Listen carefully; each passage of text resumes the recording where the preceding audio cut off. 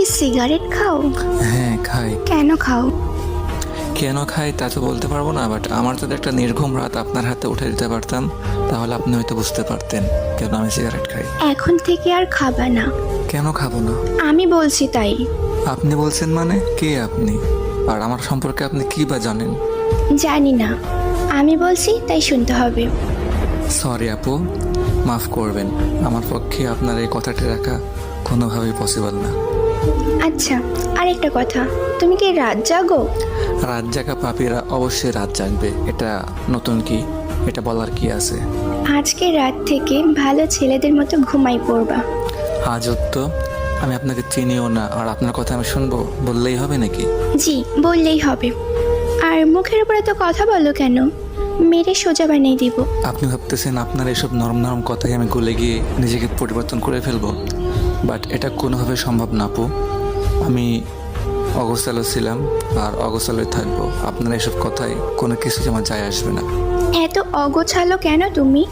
অল্প বয়সে পরিবারের দায়িত্ব কাঁধে নেওয়া অ্যান্ড একটা মানুষকে খুব বেশি ভালোবাসার পরেও তার দেওয়া আঘাতগুলো আমাকে অগোছালো করে ফেলছে। আমি অগোছালো ছিলাম না। নিজেকে গুছিয়ে রাখতে পারো না? যার জীবনের কোনো ত্রিসীমানা নাই তার জীবনটা গুছিয়ে আর কি হবে? তুমি এত রোগা কেন? খাওয়া দাওয়া ঠিক মতো করো না? পরিবারের টেনশন, প্রিয় মানুষের আঘাত, এগুলা নিয়ে ভাবতে ভাবতে রাতটা এমনি পেরিয়ে যায়। সকালের খাবারটা ঘুমিয়ে ঘুমিয়ে পার হয়ে যায়, আর দুপুরের খাবারটা কাজের ফাঁকে কখন যে খাই বা না খাই কোনো ঠিক ঠিকানা থাকে না। আর রাতের খাবার তো বন্ধুদের আড্ডায় ভুলেই যায় খাবারের কথা। এত এলোমেলো হয়েছ কিভাবে? ওই যে বললাম না, পরিবারের টেনশন আর আপনার মতো একটা প্রিয় মানুষের আঘাত।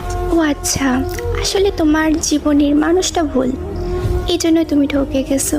হয়তো বা আপনি ঠিক বলছেন, বাট ওরে ভোলা আমার পক্ষে সম্ভব না। কিন্তু এভাবে জীবন চলে না। কালকে থেকে সকালে তুমি তাড়াতাড়ি উঠবা, উঠে ফজরের নামাজ পড়বা, দিন নাস্তা করবা, তারপর সারাদিন আমার সাথে কথা বলবা।